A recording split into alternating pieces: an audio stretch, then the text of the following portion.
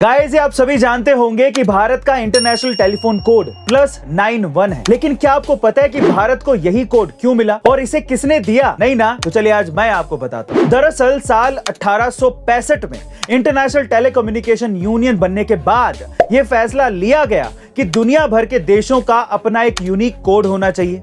तब इसके लिए उन्होंने पूरे वर्ल्ड को 9 अलग अलग जोन्स में बांट दिया, जिसमें भारत इसमें से 9वें जोन का हिस्सा था। इसीलिए भारत के यूनिक कोड का पहला डिजिट 9। वहीं इस 9वें जोन में कुल मिलाकर 40 देश थे, जिसमें से भारत पहले नंबर का देश था।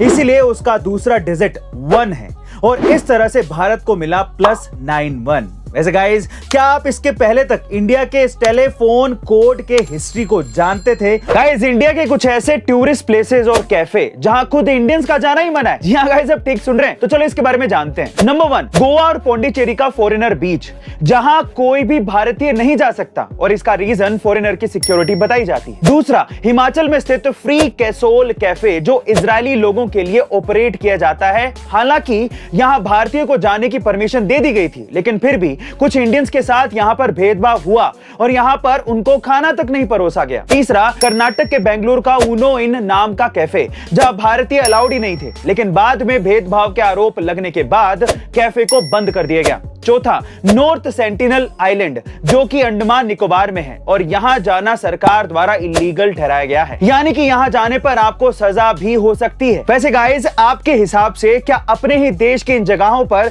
जाने के लिए कोई प्रतिबंध होना चाहिए? नहीं गाइस, क्या आपको पता है कि इंडिया का पौंडीचेरी 3 अलग अलग राज्यों के 4 हिस्सों में बटा हुआ है, जिसका एक हिस्सा केरला के माहे में, दूसरा आंध्र प्रदेश के याहाम में और तीसरा तमिलनाडु के कारिकल में और चौथा पौंडीचेरी, जो कि तमिलनाडु में ही है। लेकिन ये खिचड़ी बनी तो बनी कैसे? दरअसल फ्रेंच लोग, जो कि पौंडीचेरी की इन जगहों पर ज्यादातर देखने को मिलते हैं, उनकी एक बड़ी आबादी आजादी के बाद साल 1954 में भारत से रवाना हो रही थी। तो जाते जाते उन्होंने एक ट्रीटी साइन की, जिसके अनुसार यह तय किया गया कि जहां जहां भी उन्होंने राज किया है, वो हिस्से कभी भी भारत के राज्यों में विलय नहीं होंगे, यानी कि उनकी अपनी सरकार और अपना अस्तित्व होना चाहिए। और बस इसी वजह से इन चारों जगहों को मिला के बना दिया गया यूनियन टेरिटरी, जिसका नाम है पौंडीचेरी। वैसे गाइस, क्या आप इससे पहले तक पौंडीचेरी के 4 हिस्सों की हिस्ट्री को जानते थे? और अगर नहीं तो कमेंट सेक्शन में जरूर लिखिएगा।